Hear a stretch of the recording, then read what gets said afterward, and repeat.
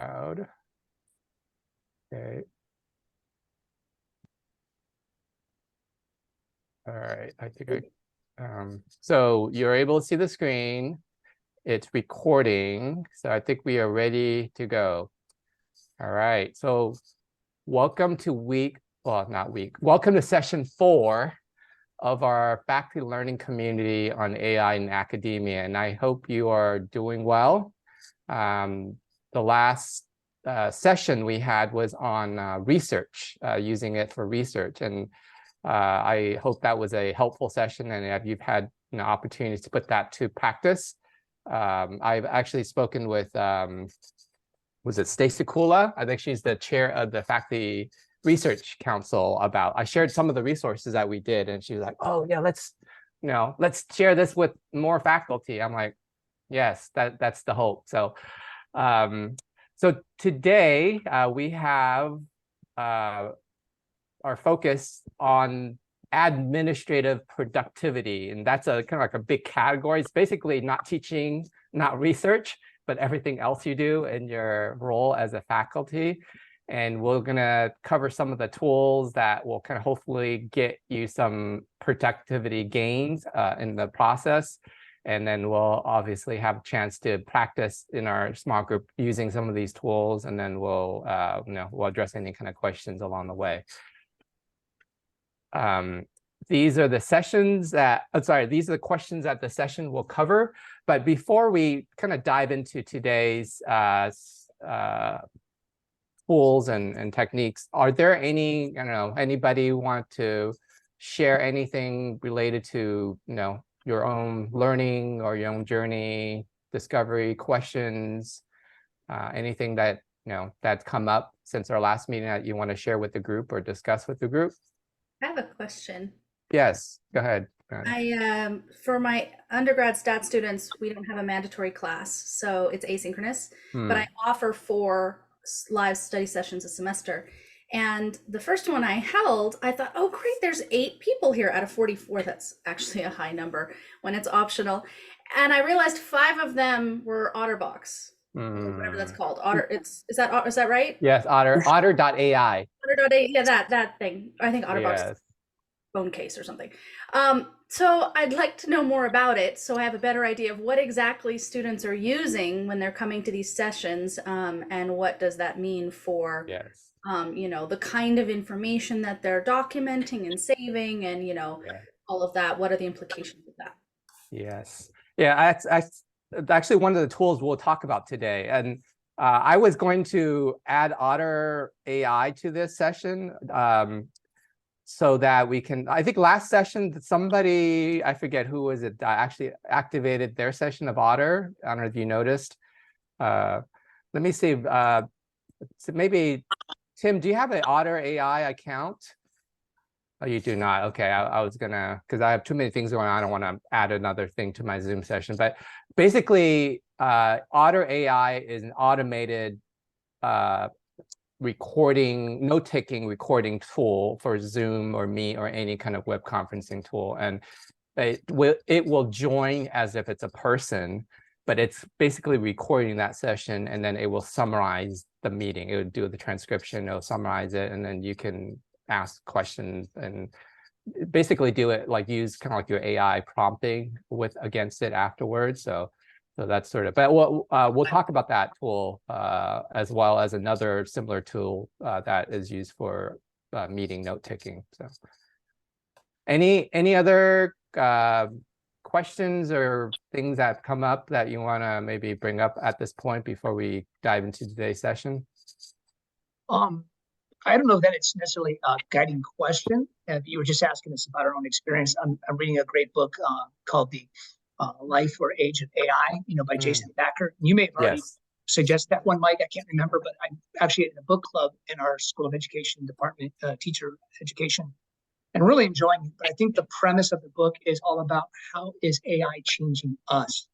And so from a faith perspective, it's been really engaging. And so you may have already mentioned this book, so forgive me if I'm repeating that, but I've been challenged to really kind of think about that deeply, about how might it, both for the good perhaps, but also in maybe some other unintended ways, both for us, our society, our culture, our students. And so it's been a great book.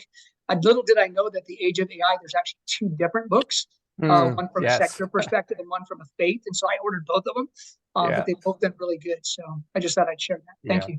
Thank you, Rick. Yeah, if you have the link, it would be great if you could put it in the chat. That way others can. Yes, Jason Thacker, I've read that book. It's a great book. It's he's a Christian scholar, so he gives you kind of the faith perspective on the sort of the approach in AI, and has really, I think, important and insightful things to say about AI, and also sort of the posture that Christians need to have when it comes to technology. And then the other book by the same title, The Age of AI, is actually by Eric Schmidt, a former Secretary of State. I forget his name. Anyway, so that's like a 500-page book. Basically, it's a geopolitics book about how AI will change the world economy and everything else. So yes, both are really, really good books. And I will probably our last session, we'll talk about more resources and ways you can go on learning about AI in your own journey. So, but thank you for that. Henry Kissinger, that's right. And then Eric Schmidt, and I forget the third author of that. So, but those are great books. Any other things anybody want to share? Resources or? Okay. All right. Well, if you do, just add it to the chat along the way, and then we can definitely benefit from that. Okay, so let me go back to my screen share here. Okay, so I want to. This is more. I should have featured this study last session, but I found it after the fact. But I thought it was still interesting because it's related to how AI impacts the research process, or the research approach to research. And so this is a particular study that actually was done in just a few. I'll give you more of the study design and background in a little bit.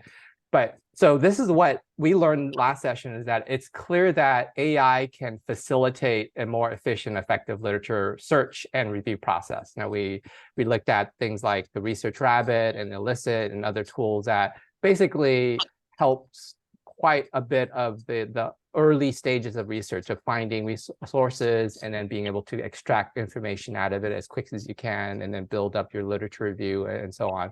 So that, I think, is very clear that AI can help facilitate that process.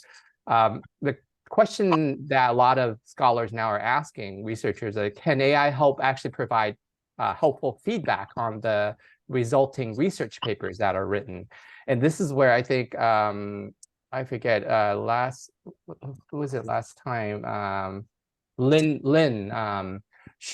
I had a session with her talking about, like, she wrote her paper and then she wanted to use AI to give her feedback on how to improve the paper before she submits it. That was sort of the situation. And this is kind of like this study today I'm going to share with you is about kind of that process, but this is actually going to be finished paper. So this paper was called "Can Large Language Models, LLMs, Provide Useful Feedback on Research Papers?" And that's a large-scale empirical analysis. And this was done, you can see all the folks, like people from Stanford, people from Northwestern, Cornell. I mean, these are, sort of it's a legitimate group of scholars who are really serious about this question of applying. And so their question was, how does this LLMs like a GPT-4, how do their quality of feedback compare to human reviewers?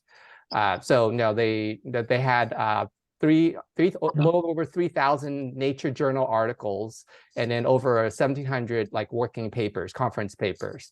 And they basically, this was sort of their pool of data that they were using. And then they kind of used the LLMs to sort of do the feedback. And then they compared it with the human feedback, because these are already published papers as opposed to kind of new papers. So they have sort of already the human feedback that was gathered in the process before the article or before the conference paper was accepted. And so they have that kind of comparison of what the humans gave in terms of feedback, and then now what the LLMs are doing. And they focused on 4 aspects of it. One was significance and novelty, like how interesting or new was the subject matter. Second was the reason for acceptance or not, like, well, if a paper was good enough to be accepted for publication or for the conference, what was the reason that was given? And then same thing, what was it for rejecting for that paper? And then finally, what were some of the suggestions for improvement? So these are kind of the 4 areas they were looking at, which is what you typically would do when you serve on a review committee for, for paper, like whether it's a journal or for a conference proceedings or so on. And so maybe before I reveal the results, we'll get some guesses here. What do you think was the result of the LLM feedback compared to human feedback? Was it similar? Was it better, or was it worse? So maybe, I don't know if you want to just quickly, you can unmute and say, or you can put it in chat or whatever. So do you think it was similar, better, or worse compared to human feedback?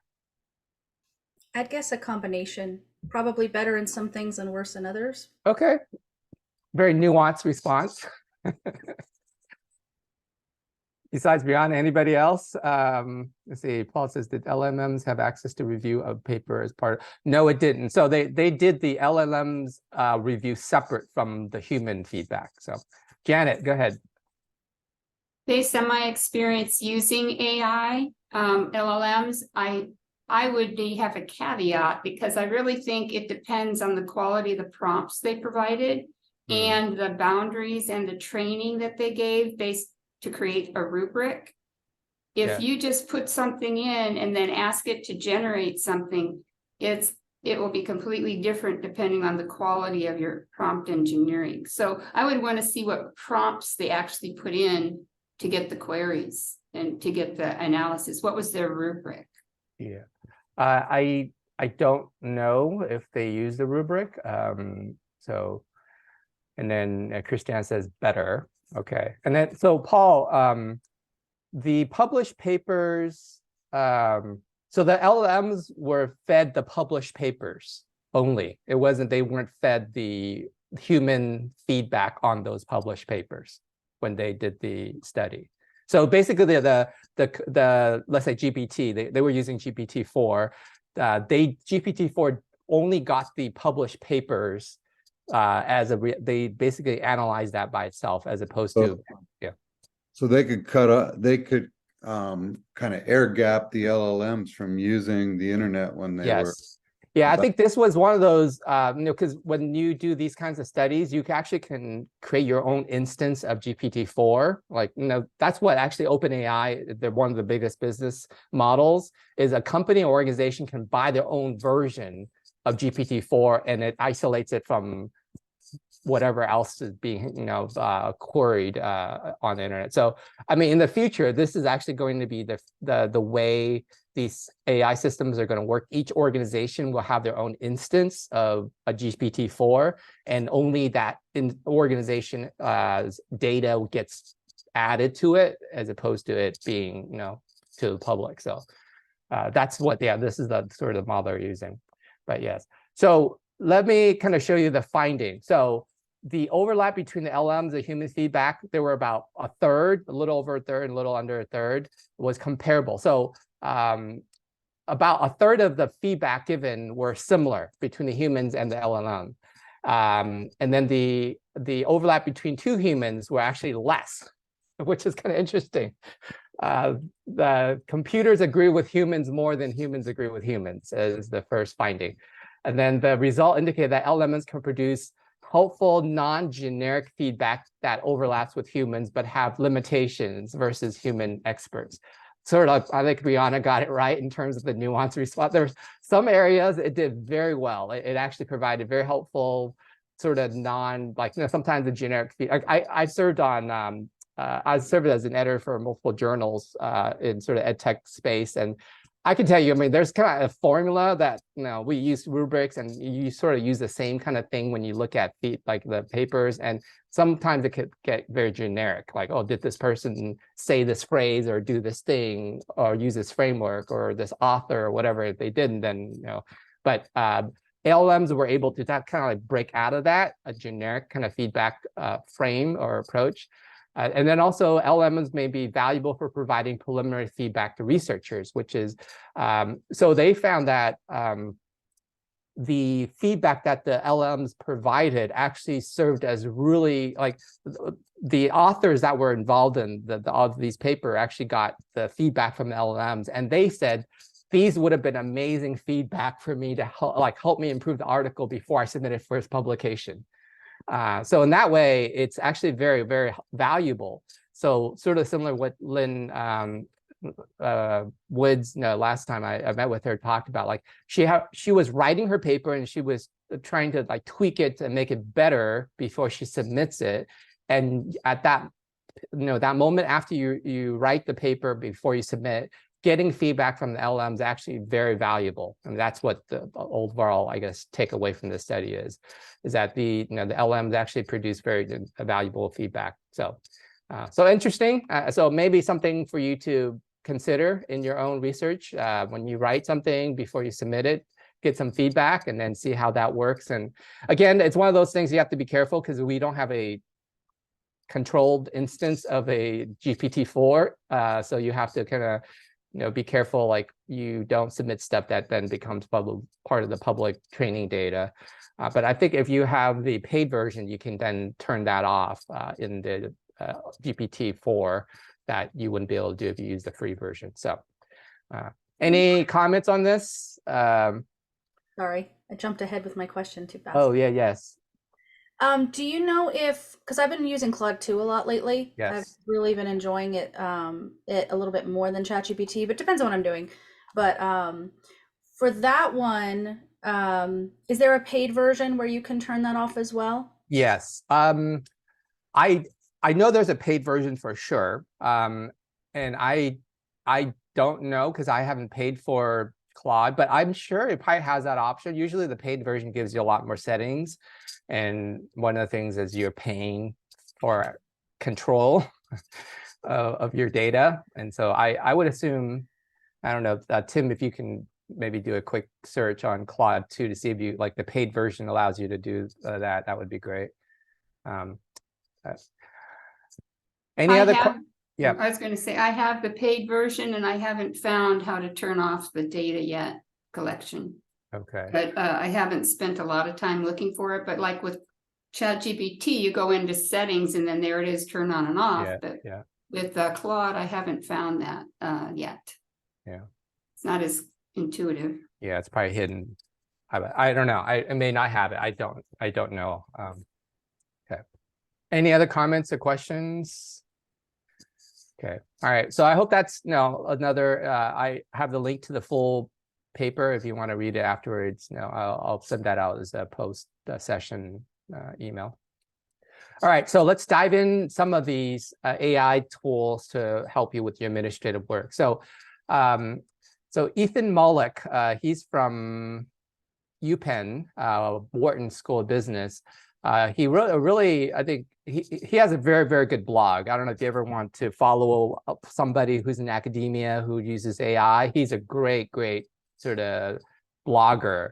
And it's called One Useful Thing. The blog is One Useful Thing. Just look that up and you can subscribe. And I find a lot of his articles very, very insightful. I find actually a lot of the articles that I share with you guys come from a lot of his references. And it's like, oh, that's a good study to reference.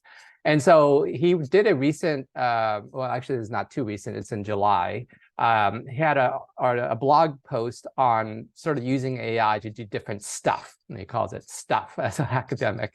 And he lists these sort of 8 things. And a lot of these we've talked about already, like writing content, making images, brainstorming, ideating, making videos, designing slides, working with documents. So I can imagine that most of our day-to-day tasks as a faculty or just in working in academia, if you take all these 8 things, it will probably solve at least 2/3 of our tasks, or not solve, but it will make it more efficient, our tasks, 2/3 of our tasks for the day. And hopefully by doing that, you can then have more time to then focus on maybe with students, or advising, or research, or things that that you maybe don't have as much time nowadays. So, but these are kind of the major areas of gains, productivity gains you can have using these AI tools. In terms of the, so this is a tool that we introduced last time, but we really didn't get to go through it too much because the video issues were anyway, I just had a new computer refresh and I had some issues with it. So I hope that's fixed this week. So this is TLDV. This is very similar to the Otter.ai. It's just, I mean, it works almost the same way, except this is just another company that does it. And so let me kind of show you a quick video to kind of give you an introduction to what it is. With TLDV, you can record and mark the important moments in real time during your live meeting, so you can find them in seconds after the meeting is over. And because it's so easy to jump to the parts that matter, your team can catch up on meetings faster than ever, even if they couldn't join live. Here's how it works. With our Chrome extension, you can add TLDV directly to your running Google Meets. To start recording, simply click on the TLDV blue button. Your TLDV recorder will securely join your meeting as a bot. During your call, you and your team type quick notes or click the blue pin button to mark key moments on the TLDV interface. These notes will be linked directly to the final recording and transcript. You can also edit them later. When the meeting is over, these timestamp notes, recording, and transcript will be instantly available. Now your team can quickly review meetings at their own pace and get all the context behind the key moments. With one click, you can share these key moments with your team on your favorite productivity tool. No more sweating bullet points and writing long takeaways after the meeting is over. Now, you can share meeting minutes that speak for themselves. Dive in and let us know what you think. Okay.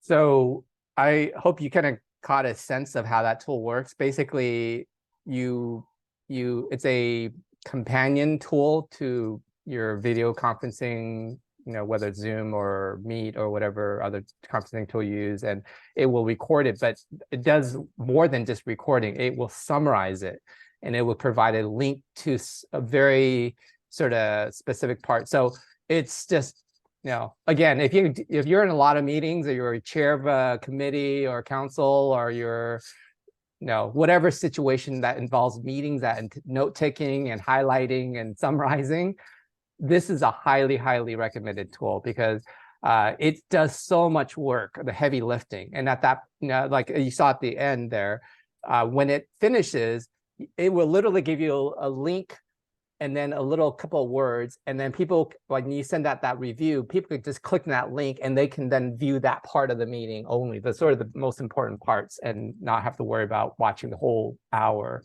meeting to get, the same information. So, so that's TLDV. So it's too long, didn't view, is what that stands for. There's actually another tool called TLDR, didn't read, that does too long, didn't read, it does summaries of stuff. So so that's the first tool. So the second tool is the Otter AI tool that Brianna was talking about. So let me kind of give you a quick, again, video on this. Kind of explains to you. Hi, my name's Hannah, and I'm here to show you how students can use Otter to make lectures and campus events more accessible and inclusive.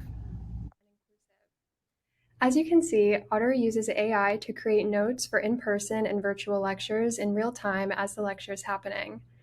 Otter's real-time notes provide a live captioning-like transcript, which can be super helpful for students that may have accessibility needs. Because Otter runs in the background on a laptop or mobile device, all students can be more engaged in participating in the lecture, knowing they'll have automated notes to refer back to. Students can make highlights or comments about important things a professor said, and they will appear in the takeaways panel for recall later. Let's dive into an example lecture. This is Oceanography 101. Otter creates an audio recording, writes the notes, and will capture any slides shared during the lecture. And now students can ask Otter's AI-powered study assistant, OtterChat, questions about the lecture. Some examples might be, what are the key topics from this discussion?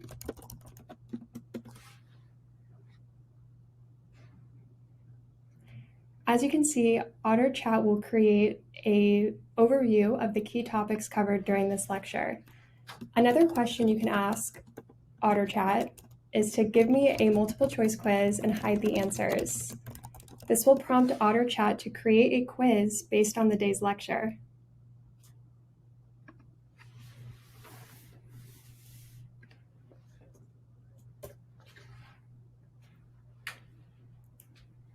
You can also ask OtterChat, did the professor mention what will be on the test?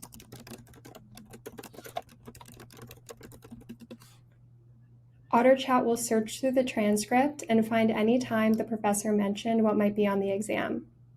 Students will get answers instantly based only on an AI analysis of this lecture. Thanks.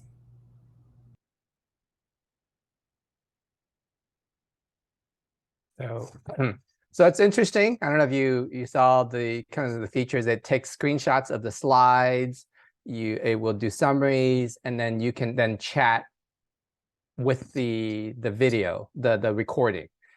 So like, this is, I found this particular video interesting because it comes from this student perspective, and that she was trying to show like how a student would typically use this, and being able to create like a practice quiz, or using it to kind of ask us, like, that her last question, like, is this going to be on the test? Which is a common student question, and if that was mentioned somewhere in the lecture recording, then it will then surface that information. So so I don't know, Brianna, if this kind of answers your question about one of your students using this in your class.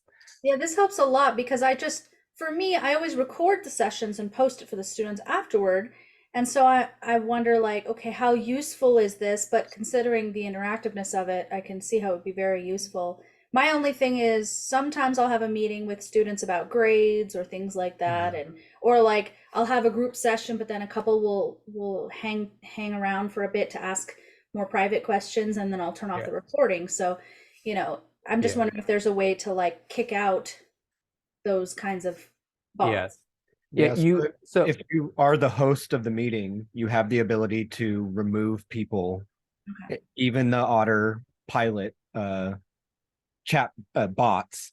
That setting is in Otter AI for students to turn off. Any student that, or even faculty member who's clicked through Otter and allowed it to sync to their calendar as well as join meetings automatically. Students, if students have gone through that process, they might be unaware that they're joining the call. And Otter AI, the reason I say unaware is because Otter AI, if you have a setting on, will join the call the second that the call hits the 10 a.m. mark or the meeting start time. So that's why you may see twice the amount of people in your calls, because they've selected to turn on sync with calendar and have Otter AI pilot join all meetings by default. That's not necessarily them there, but it is their computer recording the transcript and taking screenshots of the meeting. Yeah. Thank you, Tim. I was understanding, like, at least I know it shows up in the chat sometimes when I'm doing a Zoom call, like I did, like, 3 or 4 students, it'll show up in the chat to say that Otter, various people are using Otter. Is that? Yep. Yes. But I'm using Otter AI right now, and I'm doing it in a separate tab, and it does not show the fact that I've joined that. So I can even record meetings with my computer outside of this. I mentioned this last time. There's multiple apps that Zoom itself does captioning. I can export a caption at the end of Zoom. Otter AI is doing the same thing. It's recording the microphone and the inputs on my computer and making a transcript of it or taking screenshots. So students can do that even without that Otter AI pilot, Tim or Lynn's Otter AI pilot showing up in your Zoom. I see. Okay.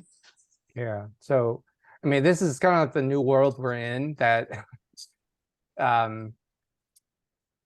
there's so many ways. It's similar to that lockdown browser. I don't know if you've ever used lockdown browser, like where you lock down the computer that you're working on to take your test. Like you can't do anything while you're taking your test. But students now can get around that using different devices, or just, they just bypass the, anyway. But yeah, so I think for the most part, it's if you can sort of make some sort of announcement or policy around the use of these kinds of tools, and if you do like an online session, whether it's like asynchronous or whatever, then just, I would say, mention it to your students, like, do you or do you not allow this kind of tool to be used, and if so, what's the extent? And just, I would appeal just to their common sense about, like, don't do things that are not allowed, and hopefully they, the conscience will get to them, if not anything else. So, A question. yes. With Zoom, when you go to start recording, it pops up and lets the audience know, participants, that there's a recording starting, so we have the choice to participate or not. Does Otter do that and notify the participants that it's starting a recording? Because it seems like Otter can be anonymous, and then where the other students that are coming, maybe they haven't been given the opportunity to consent to being recorded. That's a good question. I vaguely remember that, I was part of a meeting when someone used Otter, and it did not give, I didn't have to give it permission. It just kind of was happening. Like the Zoom. Otter, when Otter's talking about share permissions, it's talking about it within its own platform. So if I sign up for Otter and students are sharing meeting notes with me, it's on Otter. It's not necessarily blasting out emails to everybody that they've subscribed. But again, just like Brianna put in the chat, there's no way to guarantee that students are not recording and transcribing your meetings. I'm transcribing this meeting 2 different ways currently. So, and there's no way for me to notify you of that digitally, other than, like Mike's talking about, through a policy or some kind of consent or verbal. Yeah. So that was that Janet that you asked that question, Janet, about?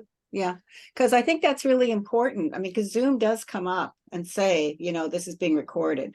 Yeah. So there is most people say sure, consent. But I mean, at least there is at least a consent. So you actually know what's happening. And the issue for me is that you don't know. I mean, I think it, most of the time it would be fine, but I think it's just really important for people to know. So do you have some suggestion? I mean, just other than to say in terms of meetings or Zoom sessions, just to say, is anybody using Otter, and are you recording, and is everybody okay with that? Because otherwise, I mean, really, there's some sort of issues there. Well, I mean, so Lynn, I think legal ones as well. well, the thing is, they don't even need to use Otter. They can technically record their screen without using. No, I'm just saying, whatever it is, it doesn't matter what the device, what it is.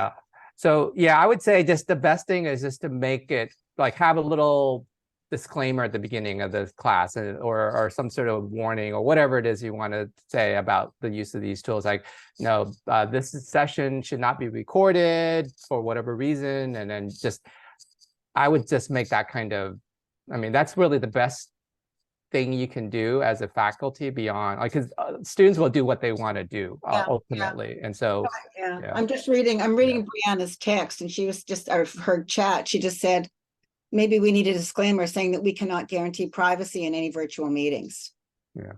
And that's potentially true. I mean, but anyway, there's definitely issues. Paul, what's Paul saying?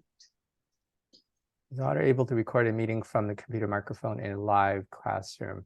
Yes, it can. It won't, I mean, it will probably just record the audio. I've seen it being used in meetings that I've attended, where someone just turned on their Otter on their computer, so it's only recording the audio, and it will do the same thing. It will transcribe the audio. So yes, it can be done in a classroom setting.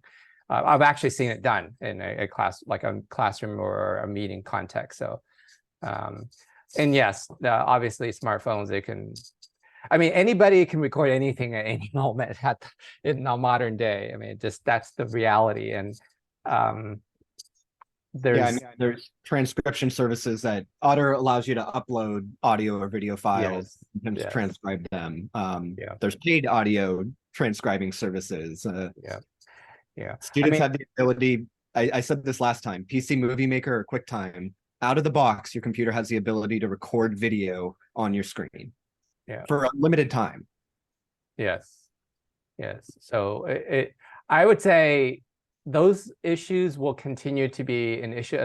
They're just going to not go away anytime soon. And so I think what you can do as a faculty is just explicitly make some sort of statement about these tool use in your classroom, or when you're using, in the class, and say yes or no, sort of like how you are approaching the AI use in your class. Like you are allowing it, you're not allowing it, or if you are, what extent do you want that? And that's really I think the best thing we can do at this moment. I mean, at the end of the day, I want to say that these tools are hopefully more helpful than they are harmful. I mean, they are supposed to be helping, whether it's you as a faculty or for students in terms of their learning, like being able to record something. And I mean, this is sort of like a personalized version of what we used to call a lecture capture. Now, this is like 10 years ago when lecture capture was a big thing, where like you would have a camera in the back of the room and they would record the whole lecture, and then students can then access it and review it and replay it and so on. Now just everybody has their own copy of that lecture capture in a way, and it's a little more, it's actually a lot smarter, because now you can do things like summarizing and asking questions against it and so on. So yeah. I have a question. Yes. So when I signed on, it said that you deleted my Otter.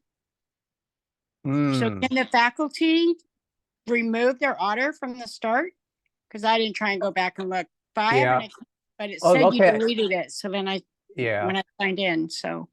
Yeah, so Cheryl, I think, okay, now, because I did see someone last time with the Otter. I was like, who was that? And then finally I got the link after the meeting, and I was able to log in, and I was like, so I thought it was just my copy, maybe. Sorry if I accidentally deleted.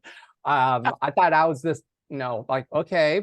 Then so I just deleted it, but I guess deleted it for you as well. Is that correct? Yes. As soon as I signed in, you deleted my Otter. Sorry. Fine. I was an accident. I was experimenting. I wasn't sure, like, is this... So, but I'm sure you can recover that if you need to. But maybe you're sending this out anyway after the class, right? So. But the Otter gives you a little bit more option. Did anybody else get a link to that? Yeah, I think most of everybody who was part of that meeting probably got a link to that recording from last session. So, but any case, so this is just hopefully a tool that can be used for good and for productivity. And if, yes, there's always going to be, consequences to these tools, but I think we can use it in a positive way. So let me now go to some of the other tools that may be of us help.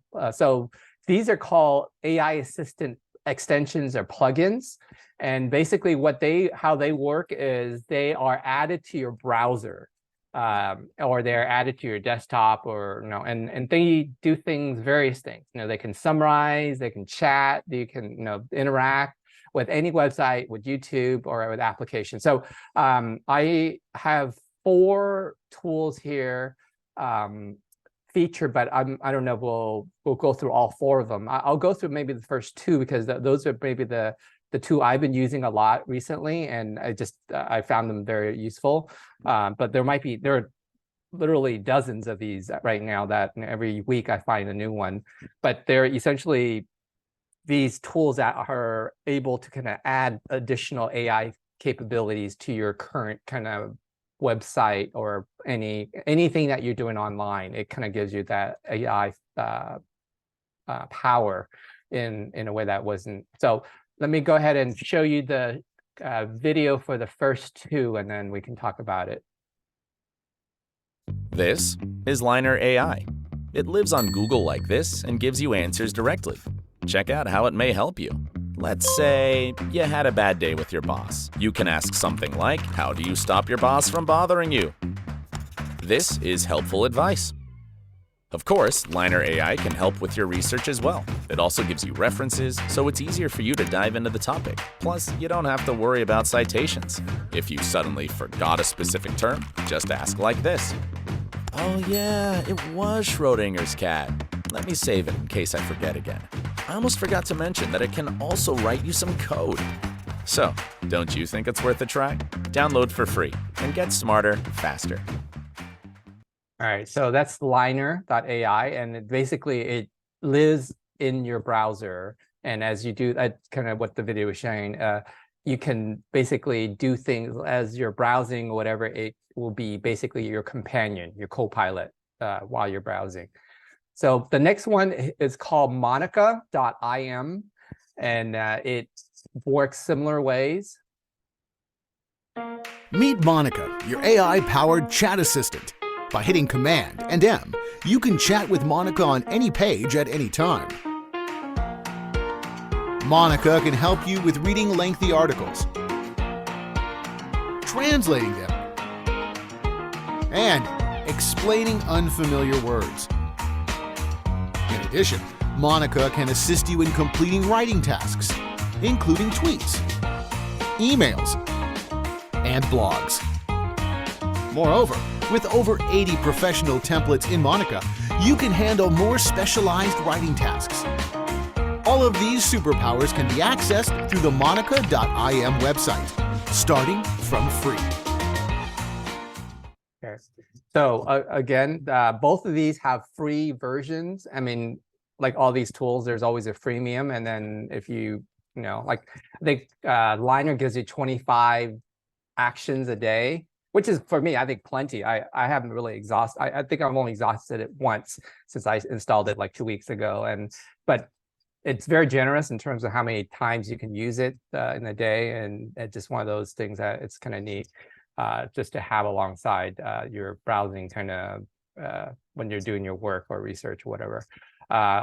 So Max AI, similar thing. I'm going to just skip this here.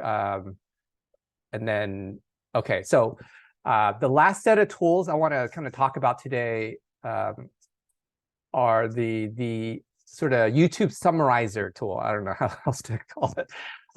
They basically are very unique, focused on YouTube videos only. So if you watch a lot of lectures or a lot of things that maybe it's just, you want some assistance. Like I watch a lot of webinars after the fact, because they record something and then like lifetime, they record it and then usually they would upload it to YouTube and then you can watch it after the fact. Using something like a YouTube summarizer, it will then allow you to quickly do a quick summary of the video, and it will generate the script, and you can do searches, you can then chat against it, you can all these different things you can do with it. So it's kind of neat. If you think about it, it's very similar to the Otter AI or the TLDV, except you're now interacting with a YouTube video as opposed to a Zoom recording. So let me maybe show you one or maybe two videos, the first two tools maybe. So Eightified. I don't know why it's called Eightified. I don't know. Somebody could tell me why. So Eightified is the first one. Save hours of YouTube watching. Click Summarize and instantly get a summary of any video on YouTube. Business interviews. Product reviews. News reports. Educational videos. Watch YouTube 8 times faster with Eightify. 8 times faster. That's where it is. So DC it's kind of neat that it doesn't only just summarize, but it gives you that little, like on the right-hand side, that little time marker. So if you want to learn more about that specific point, you can click on that and it would take you to that part of the video. Very helpful. I mean, it's almost like an auto bookmarking. I mean, nowadays, a lot of YouTube videos will auto bookmark for you, chapter for you. Like you can go to specific parts of the video to find specific information. But this does, I think, a better job in terms of summarizing that part, and then it will give you that time marker. You can click on it, it'll go straight to that part. So so that's 8 of 5 because it helps you watch YouTube video 8 times as fast. This one here is called YouTube Summary of GPT. I forget the name of it, but I think it's YouTube Summary with GPT. Sorry, I mistyped there on the top. Click Summarize. You will get the video content in 1 second. The text summary of the video will appear on the right side of the player. You can copy and paste the summary. Highlight content in anywhere.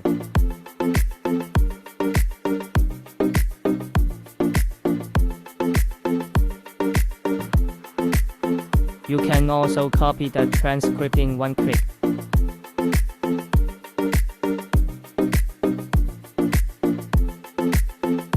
This is ChatGPT for YouTube. Kind of funny that the video, I think the founder, I think he's like a teenager who created this app. And then anyway, so you can see this particular GPT for YouTube does both a summary on the top and a transcript. So it's, each tool has their own little feature. And so you can copy both the summary and the transcript if you want. But it kind of, again, these tools all work similarly in terms of what it does a run through of the video, gives you a quick summary, and then it will then, I think that this next one, I'm not going to show this one, but this one here, I believe, yeah, this uses Claude. I forget how. I think you can switch engines on the back end for this one. And this one, I think, allows you to ask questions against that YouTube video. Like, like, did this person say this? Or was this person correct in their argument, or whatever the case may be? So, so I'm going to then keep going. Okay, so let's stop the video here and then maybe take a few moments for questions before we break, and then we'll come back and do some small group activities. So what do you think of these tools? Yes, BJ. So what about like foreign languages? Does it do that as well? Like transcribe it into English if it's in a different language, and the podcasts and things like that too? Yes, actually, some of these, it does do the translation. I mean, translation you can always do, like if you can get the transcript from whatever language, you can always put it in a translation app and it will translate it for you. But yeah, some of these tools are a little more robust than others. So it depends on the language that you're talking about, and then like what aspect of it. But yes, I think for sure the going between languages is not a hard thing nowadays for a lot of these AI tools.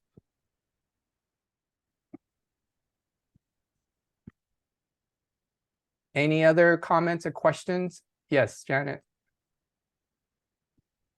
We've all heard that if something's free, we're the product. So what are we giving up when we use these for free? Very good question. They are using your query, your prompts, and learning from them in terms of what you're asking and whether or not you're getting the answer you want, and then they're using that to train their system. I mean, that is the biggest value for them, is your data, what you're asking from the computer. And then they're using that to then get hopefully better results and better future features or whatever they want. So yeah, so thanks, Clem, for that privacy. So did you find the result of you can't turn it off, huh? No, it doesn't look like it. Okay. The fourth, hold on, sorry, I have a few other. The fifth article number in that privacy policy is the rights and choices. And as far as deletion, access, and data portability, objection, and withdrawal to consent, they all say may. So that was number 4? Number 5. Number the right 5, to okay. voice. So it does say You may have the right to objection. You may have a right to object to some processing activities, withdraw to consent where processing of your personal data. It does say you have the right to withdraw your consent. I don't know if that's a switch or if that's you requesting it. Yeah.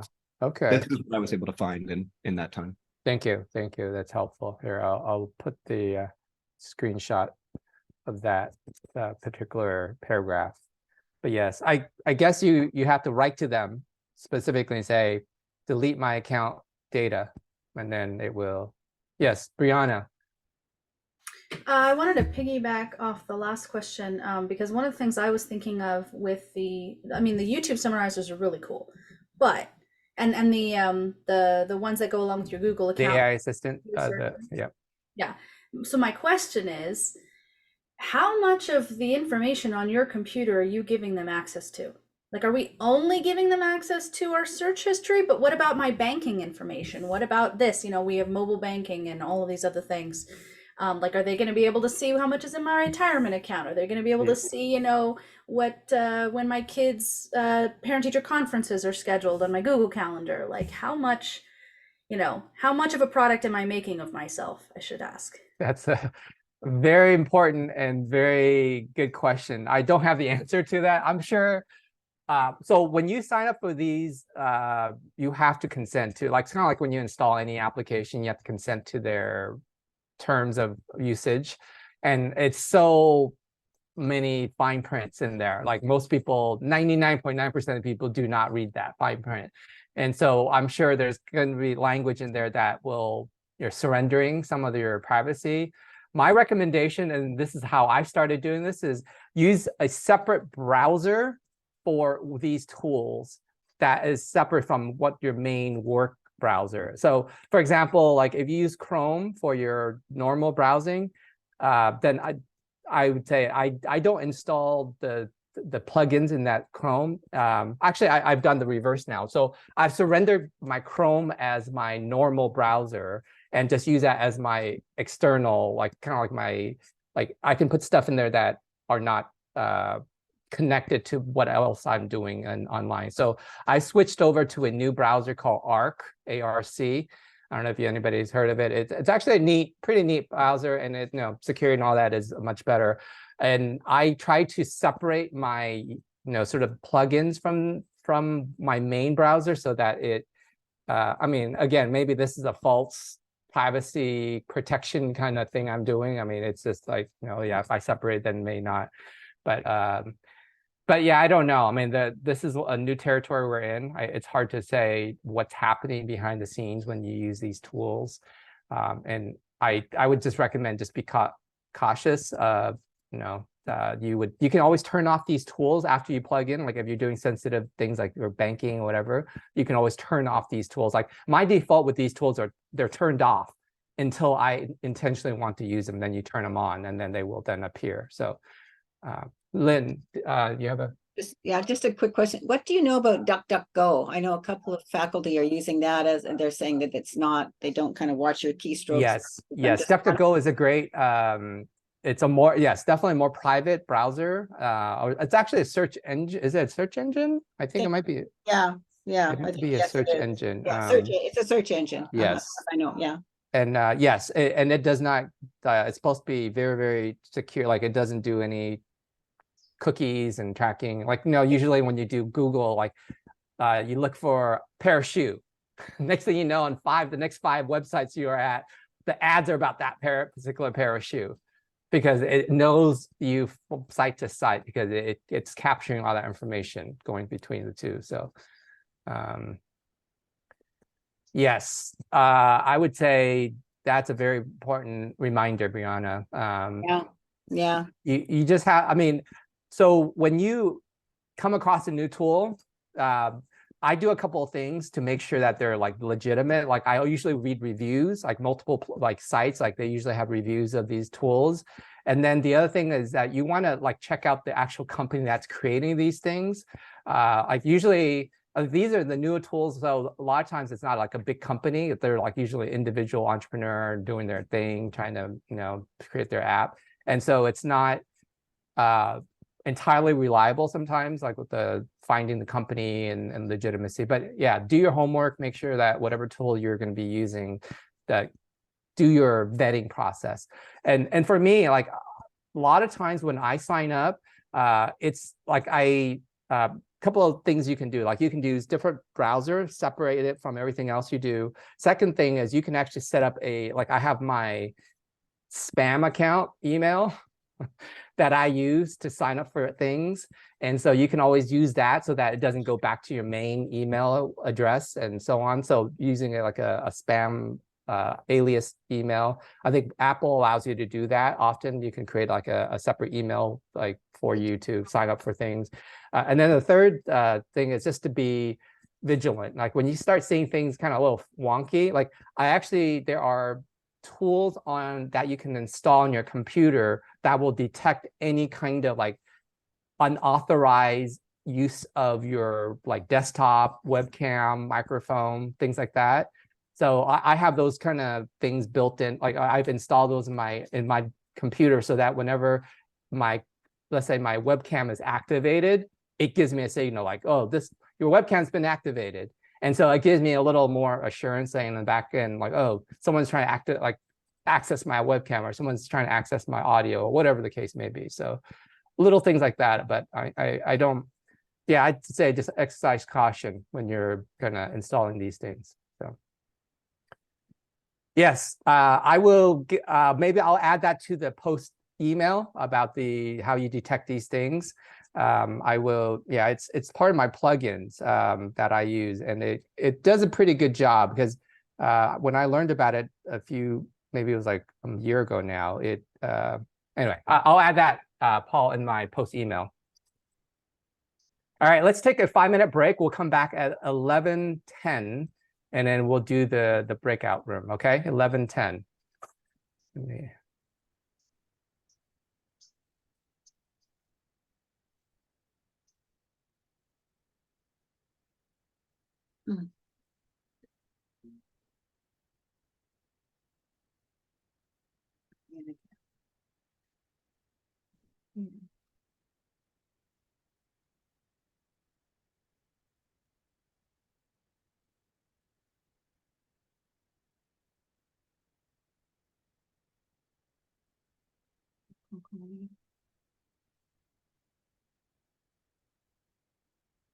How are you, Lynn? I'm good. How's your week going?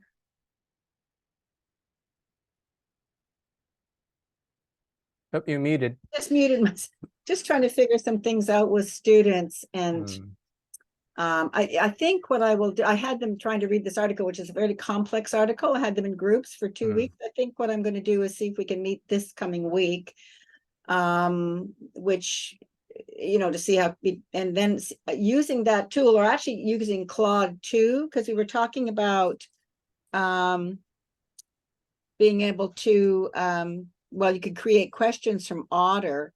The student could do it themselves. So partly, some of them have Otter anyway. So asking them about if they're using it and how that they could use Otter to do this potentially and assist with the reading, and or using Claude 2 and putting the PDF. I have them experiment with putting the PDF to Claude 2 and doing a summary, and so see what AI says it's about, and hopefully they have read it enough that they can find out what, whether there's any accuracy. And also looking at a podcast by Sharon Merkin, who's UCLA Stats. And I already did one review with you with Claude, using Claude to put that in, and see if, because I think we did it with, so the summary, I think I was discussion. You were working on discussion. I was working on that, and to see if they, how we could use that as well, just to see what that was. So I find that I tried it, and I remember at the time, and that's all good. But then when I go back, because I haven't used it or them often enough to be able to be facile, to be able to be good at it yet. I'm still experimenting. I think the whole consent thing with recording and stuff it's going to present some real legal issues at some point in time. I mean, it's very challenging, I think. So just challenging that whole area, I think. Yeah. Well, I because- think this is not new in the sense that people have always been able to record stuff during meetings without your consent. And it's just now becoming more and more prevalent because there are tools now that are able to do this in a discreet way. And that's it's just becoming a norm. And the tools like on the phone or something like that, yes, you could do that, but it wasn't as good and it didn't do the transcribing and it wasn't as, it wasn't anyway, some of the anyway, it's just, I think it's a whole, in many ways, as you said, it's a whole new world. And how do we begin to navigate through it? Do a quick share screen here of the task. But it'd be good for us to work on some stuff you've already got. Yes. So so you can do the experiment with Otter or TLDV, or you can do one of the assistants, or you can do one of the YouTube summarizer.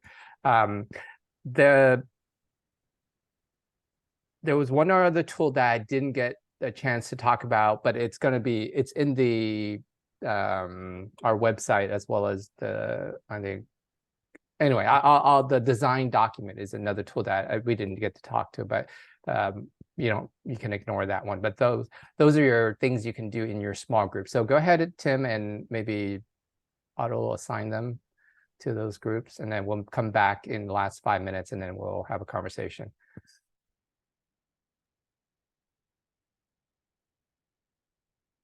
Tools. I mean, any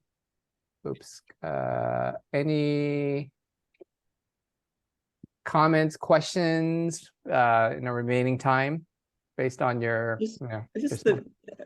most of the free stuff is very limited. So it's like when you go to Costco and they give you a little small little souffle cup or something, and you want to have a whole big slice. But teases you. Yes. I've stopped now, but when I first started trying AI tools, I'd sign up for one every month and try it for $10 and commit to practicing with it. But after 2 of them, I decided that I didn't want to continue that journey. So as there's a wealth of products, maybe next semester when you're looking to do something like PowerPoint production or research, you can invest in one of the tools for a month or 2. And there are so many tools. So our last session will actually give you some tips and ideas on how you continue your journey, and then also where you go to stay on top of these new tools. There are actually a couple of really good places that like that's where I go to. Like I learned at least probably 5 or 6 new tools a week. And so it's like constant. I mean, it's overwhelming, to be honest. I mean, it's just so many things. And for me, so hopefully this FLC has what it's helped me is I try to take those 5 or 6, so in the average week, I probably get exposed to over 30 tools or more. And I try to then filter that and make that sort of do the hard work of okay, let me try it out, see if it works, see if it's legitimate, do all that, and then I share with the group. So hopefully in your future you can then be that kind of filter for the group that you're going to be helping to sort of to share some of the learning that you've been doing in this group. So Mike, I know that the university has minus budget these days. But I wonder if there's any utility to trying to get groups of faculty who would like to sign up, whether we could get more of a discount if we had larger numbers of faculty wanting to use one of these tools. So just, I don't know if there's any leverage to do something like that. That's an interesting idea. It's a good idea. You're talking about the vendor, if we get 10 licenses at a time versus one. Like a group rate. Oh, I see. For education, because they have with Otter, they do have an educational package, but I don't know if they would, Anyway, good idea. I would say it's worth trying. Who would administrate that and who would pay for it, fortunately. And maybe in your school or your department, there could be a professional development fund you can draw from. I mean, I know those are not really available nowadays, but if there are ways to do that, I mean, I've been trying to shake the provost money tree for a while and nothing's coming down. I love your sense. I love your sense of humor, Mike. It's a great sense of humor. But I will keep shaking the money tree, and we'll see. That's like the fig tree in the parable that Jesus had. Oh yes, it did bear fruit. So. It didn't bear fruit, man. Or the other thing is, I was thinking like we can like well, I'm happy to maybe take one tool and then I can share it to the group, and then you can all like kind of dive in, and like one of us get a premium, and then we all kind of get the log. Also, there's got to be a way probably to figure that It's out. like the poor person's way of using some of these tools, but yes, like sharing cable. Yeah. Well, but the problem is these things, even the paid versions now, like they're limited. Like even Claude, if you subscribe to it, there's a limit. Like GPT-4, because it's costing these companies like millions of dollars to run these systems. Like I think I told you this before. It costs OpenAI, which is a creator of ChatGPT, close to $1 million a day to run their system. Yeah, I mean, that's how much processing. Not to be a Debbie Downer, but like Netflix has cracked down. When somebody else would sign into that account, it would most logs off the other. Yes, yeah. So I would say maybe department level. There's a few license that could be bought, and then at least it can. Yeah. So Paul, just for you in particular, and then for everybody else, I added two of the plugins that I use. One is called My Permissions, and the other is in Decentralize in the chat. So you can, I know there's a number of other ones out there that I'll see if I can find. I'll put it in the post session email. But yeah, you can do these security things on your computer, so that especially when you're browsing, like anytime someone's trying to access your webcam or your audio or whatever, it will alert you. So these are kind of things that you can do. I don't see it in the chat. I don't see it either. Oh, maybe I had to, because you guys were not in the session while I was posting. Oh, there it is. There it is. There. Yeah. There's Tom. Is that Tom's stuff that's Tom put in? Same thing. Yep. Sorry, Tim. Tim. Yep. Okay. All right. Well, thank you again for your time and your attention. I appreciate, and we always appreciate these sessions, because it's a